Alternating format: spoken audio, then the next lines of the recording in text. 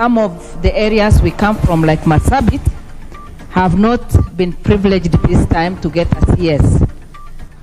Thank you, Madam Speaker, for allowing me to add my voice to this very important debate on the approval of the nominees.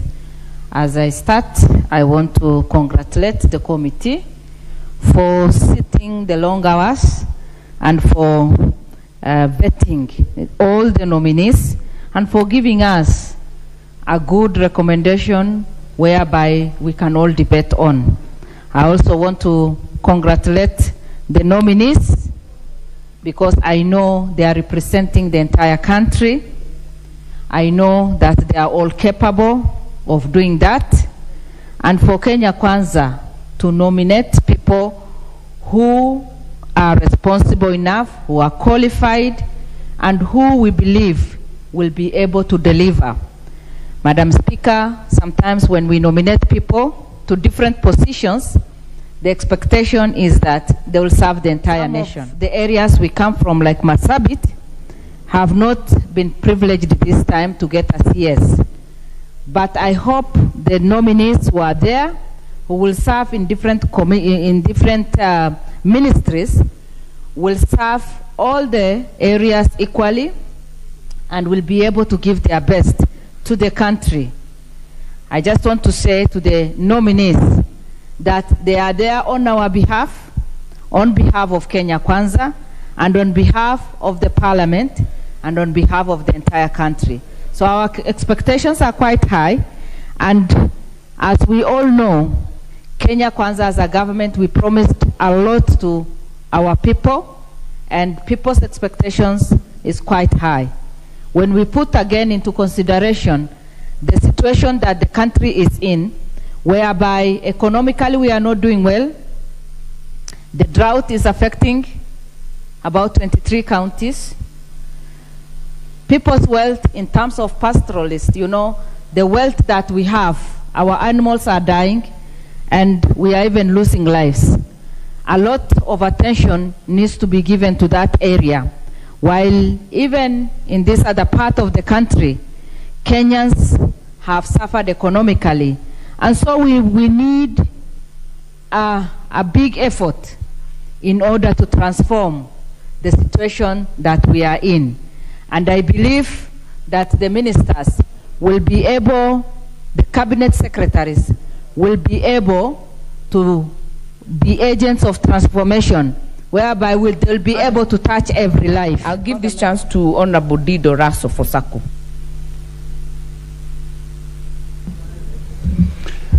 Thank you very much, Madam Speaker.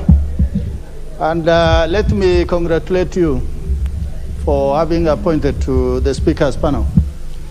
I was on the appointment committee, and I want to really be short in my presentation.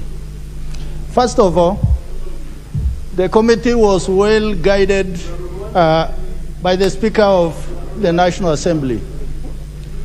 And I think he used his wisdom throughout our deliberation and throughout the vetting process for us to reach, as a committee, without any division, a conclusion that we were largely satisfied, although we were not happy 100%. Madam Speaker, the committee was guided by two documents: the Parliamentary Appointment Approval Act and also the Constitution. Those were the two cardinal documents that the committee was able to use and stick to it. So the outcome, as it were, we are hearing about Honorable Malonza, Linturi, also about Asha Juma.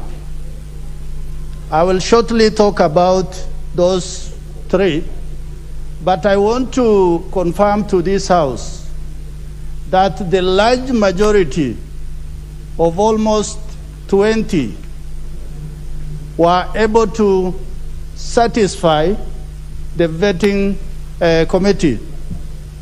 Like the soap opera, the whole vetting was conducted in the glare of public opinion.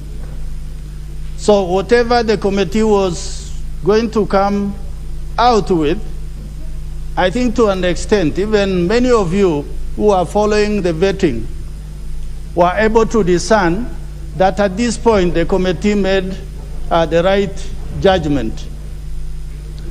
Madam Speaker, the issue is about suitability and competence. Yes, there is the bit of education, there is the bit of gender, there is the bit of applicability to that job in terms of educational qualification. But the bottom line, the red tick in the box is, does this particular candidate satisfy for the job he or she had been assigned?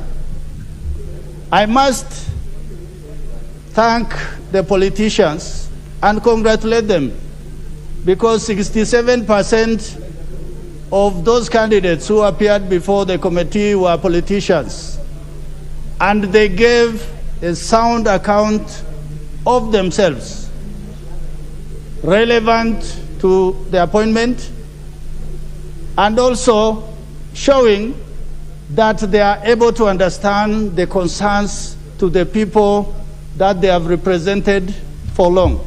Some are senators, others are members of this august house.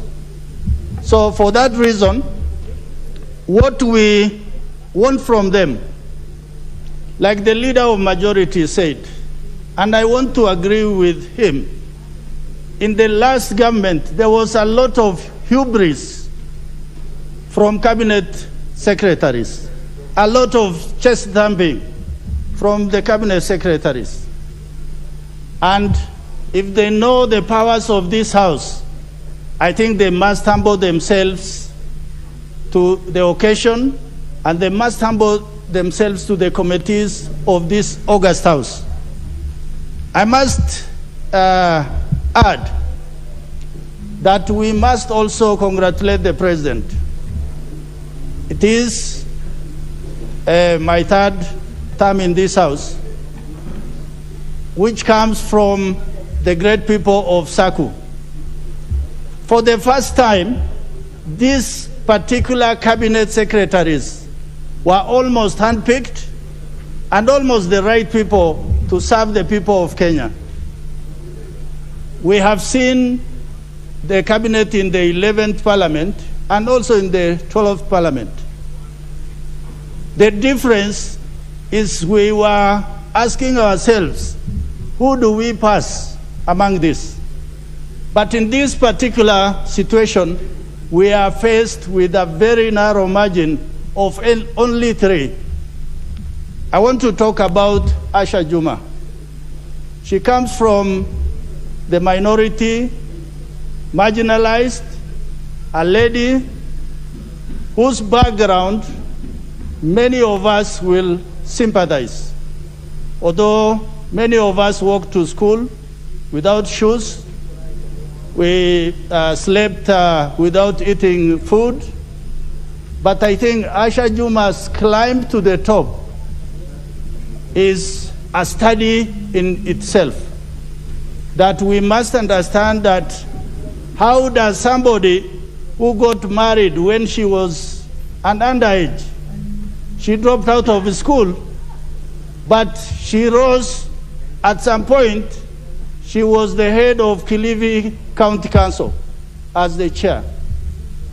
She became the women rep. She became a single constituency member of parliament. And then she ran for the governor. And she got 70,000 votes. Those are not few votes. Then we come to Mithika Linturi. Mithika Linturi also, he comes from a rural constituency. Although he appeared to have struggled as a hustler to make whatever he did, I think also his background is also meager. He came from a background where he needed